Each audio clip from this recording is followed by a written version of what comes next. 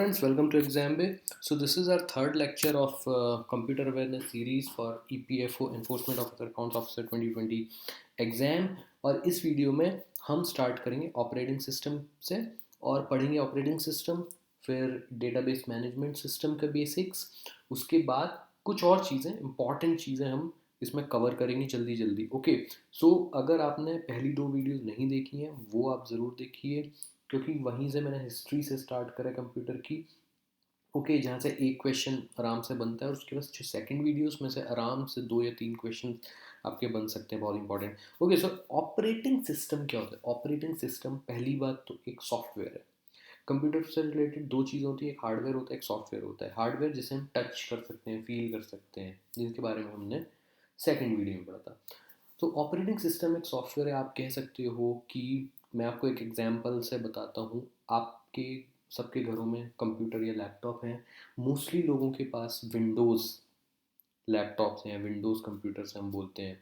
तो वो जो विंडोज़ है ना, वो आपका ऑपरेटिंग सिस्टम ही है, राइट। तो जब आप कंप्यूटर को स्विच ऑन करते हो, पावर ऑन करते हो, तो आपका वो एक म्यूज़िक के साथ खुलकर आती है विंडोज़ की होम स्क्रीन, राइट। तो वो ऑपरेटिंग सिस्टम की होम स्क्रीन है। उस पर बहुत सारे टैब्स होते हैं। आप उससे गूगल क्रोम खोल सकते हो जो कि आपका ब्राउज़र है। ओके, और बहुत सारी चीज़ें उसमें एम एस ऑफिस होता है, बड़ी सारी फाइल्स होती हैं आपकी, कंट्रोल पैनल भी होता है, तो बहुत सारी चीज़ होती है। तो ऑपरेटिंग सिस्टम को अगर मैं बहुत ही सिंपल लैंग्वेज में कहूँ, ऑपरेटिंग सिस्टम के बिना कंप्यूटर सिर्फ एक डब्बा रह जाएगा, आप उसे यूज़ नहीं कर पाओगे। आप ऑन करोगे ब्लैक सी या कुछ और स्क्रीन उसमें आ जाएगी। तो ऑपरेटिंग सिस्टम बहुत लाइक इट्स अ मस्ट है अगर आपको कंप्यूटर पे ऑपरेट करना है। तो operating system is acts as an interface between computer user and computer hardware. तभी मतलब आप कंप्यूटर को समझा पाओगे कि आप क्या कहना चाह रहे हो।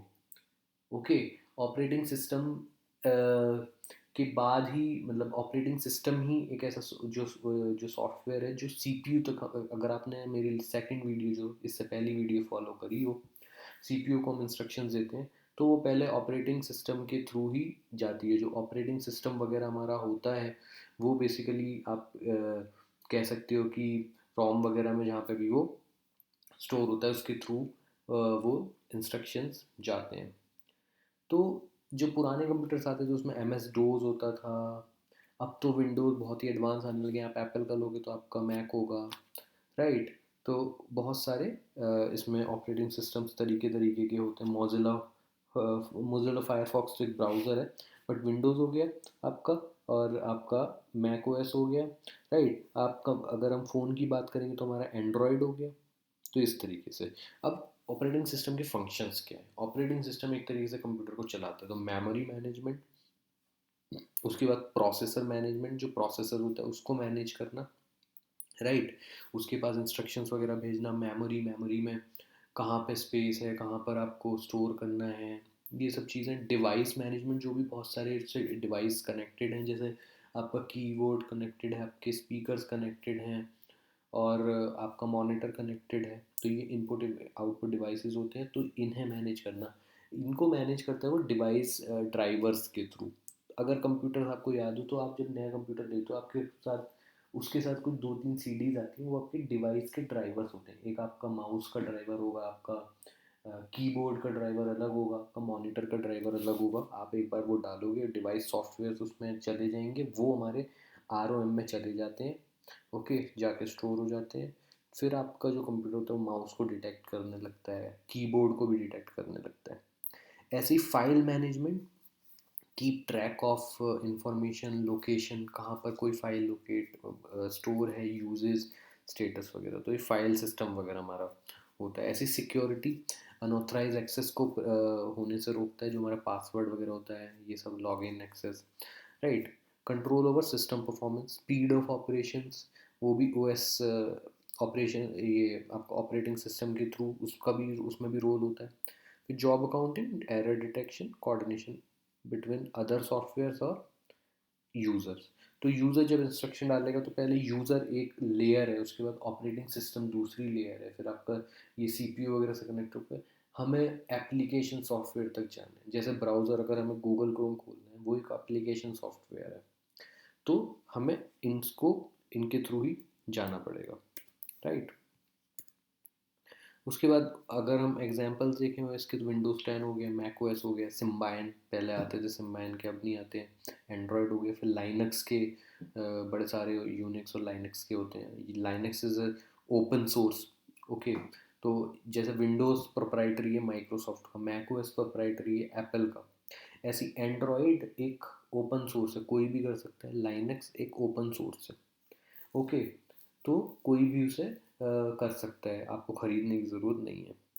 तो जो ऑपरेटिंग सिस्टम होते हैं वो उसके कुछ डिफरेंशिएशन है, जैसे single tasking, multitasking. Single tasking में आप एक बार में एक ही काम कर सकते हो, मल्टीटास्किंग में मल्टीटास्किंग या बहुत सारे काम कर सकते हो। तो आजकल तो मल्टीटास्किंग ही आते हैं। फिर बैच ऑपरेटिंग सिस्टम का बस आपको ये पता होना चाहिए कि बैच ऑपरेटिंग सिस्टम होता है क्या, इस पे क्वेश्चन अगर पूछते हैं तो, कि जो सिमिलर टाइप ऑफ इंस्ट्रक्शंस होते हैं उन्हें उनका बैच बनाता है और आपका सीपीयू को भेजता है ऑपरेटिंग सिस्टम। ऐसे टाइम शेयरिंग ऑपरेटिंग सिस्टम्स होते हैं, each task is given some time to execute, okay.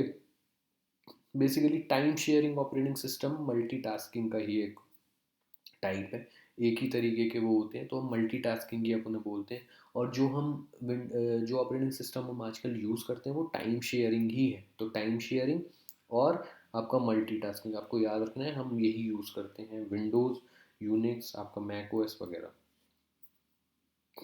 तो ऑपरेटिंग सिस्टम से अपने को इतना ही पता होना ज़रूरी है। आपको एग्जांपल्स की कौन कौन से ऑपरेटिंग सिस्टम है, ओपन सोर्स कौन सा, प्रोप्राइटरी कौन सा, जो मैंने आपको बता दिया। ऑपरेटिंग सिस्टम करता क्या है, इसके फंक्शंस क्या है। Database management system, it is a software which is use to manage database, okay. But database क्या है? Database is a collection of interrelated data. भाई कुछ भी डेटा है, सपोज करो अगर मैं एग्जांपल लेता हूँ, आप किसी कॉलेज में पढ़ते हो या पढ़ते थे, कॉलेज में आपका पूरा पूरा डेटा होगा, आपका नाम होगा, आपके पेरेंट्स की डिटेल्स होंगी, आप किस ब्रांच में पढ़ते हो, ओके। अगर आप इंजीनियरिंग पढ़ते हो, क्या आपका फ़ोन नंबर है, आपकी एड्रेस डिटेल्स होंगी, और आपके अभी तक जो एग्ज़ाम्स हुए उसमें कितने मार्क्स हैं, आपकी सारी डिटेल्स होंगी। तो वो एक डेटाबेस में होंगी, आपके साथ साथ और भी स्टूडेंट्स की वो डिटेल्स होंगी, तो उसे हम डेटाबेस कहते हैं, राइट।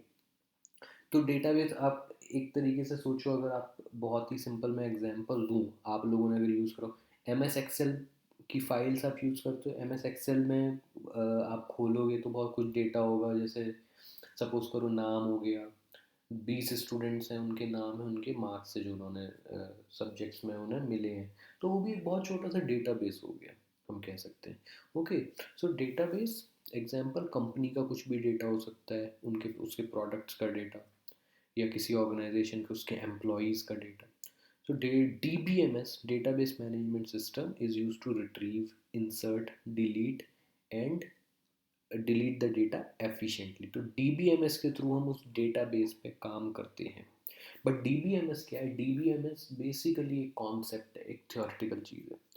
DBMS को DBMS में भी हम किसी तरीके से तो करते होंगे।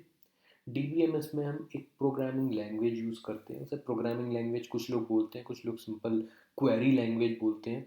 स्ट्रक्चर्ड क्वेरी लैंग्वेज, SQL बहुत इंपॉर्टेंट है, जो भी इंजीनियरिंग के लोग हैं उन्हें पता होगा SQL के बारे में। और आप किसी भी डिपार्टमेंट में जाओगे, इवन इन गवर्नमेंट, आपको SQL का काम आएगा ही आएगा, अगर आप वहाँ के IT सेक्शन में इधर उधर जाते हो तो, ठीक है। कई डिपार्टमेंट्स में तो आजकल बहुत काम होता है SQL पे, ओके। सो DBMS, ये एग्जांपल है DBMS के, माई एस क्यू एल हो गया, और एकल का अपना DBMS डेटाबेस होता है।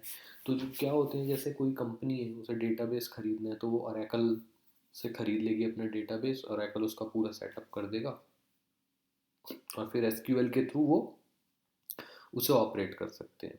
वो चाहे तो ओरेकल को भी कॉन्ट्रैक्ट दे सकते हैं, ओरेकल उनके बेसिस पे कर सकता है, उन्हें कुछ भी इंफॉर्मेशन चाहिए, कुछ भी डेटा चाहिए।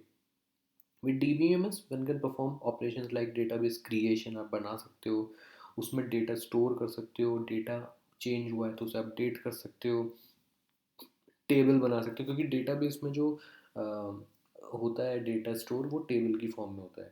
हम आजकल RDBMS करते हैं, रिलेशनल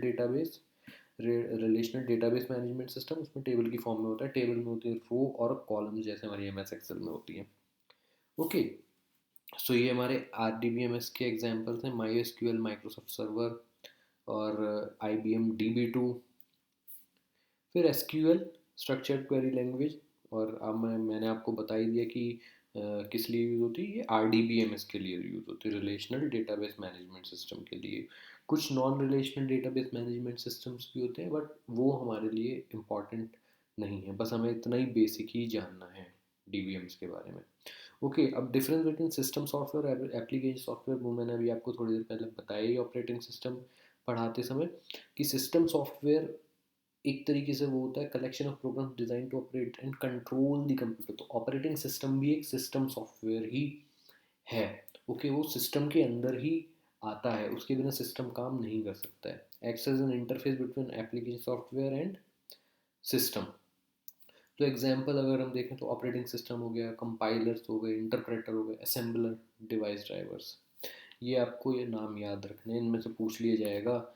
सपोज करिए एग्जांपल, अगर मैं क्वेश्चन करूँ, which of the following is a system software, चार आपको एग्जांपल दे रखे हैं ऑप्शन, उनमें से कोई भी ये दे रखा है तो ये उसका आंसर है। ऐसे ही आपसे पूछ लेंगे which of the following is an application software, क्योंकि ये क्वेश्चन कई बार आता है, इसमें बहुत डाउट होता है लोगों को, बट अब आपको इसमें डाउट नहीं होगा। एप्लीकेशन सॉफ्टवेयर जो भी एक पर्टिकुलर एप्लीकेशन के लिए बना होता है, जैसे आपका ब्राउज़र्स होते हैं, वो हमारा इंटरनेट को एक्सेस करने के लिए बने होते हैं, तो वो एप्लीकेशन सॉफ्टवेयर हो गया। उन्हें हम एक तरीके से देख सकते हैं, उन्हें एप्लीकेशन सॉफ्टवेयर को। गूगल क्रोम हो गया, वो आपका ब्राउज़र है। MS ऑफिस हो गया, MS ऑफिस के अंदर MS एक्सेल ही हो गया आपका, स्प्रेडशीट। आपका वर्ड प्रोसेसिंग से वो हो गया सॉफ्टवेयर MS वर्ड। उसके अलावा हमारे ये मीडिया प्लेयर्स होते हैं, जैसे VLC प्लेयर, बहुत लोगों को, आप लोगों को पता ही है। और जो ऐप्स होती हैं आजकल, ठीक है, व्हाट्सएप व्हाट्सएप आता है वेब, या व्हाट्सएप मोबाइल, ये भी एक एप्लीकेशन सॉफ्टवेयर ही है, राइट। सो ये हमारे एप्लीकेशन सॉफ्टवेयर सिस्टम सॉफ्टवेयर का डिफरेंस हो गया। इस वीडियो में हम यहीं पे ख़त्म करेंगे, इसके बाद हम और जो बचे टॉपिक्स हैं वो निपटा देंगे। उससे ज़्यादा कंप्यूटर साइंस हमें नहीं पढ़नी EPFO के लिए, इतने में ही अपना सारा काम हो जाएगा। जो इंपॉर्टेंट क्वेश्चंस बनते रहेंगे उन्हें हम डिस्कस करते रहेंगे। So all the very best, thank you.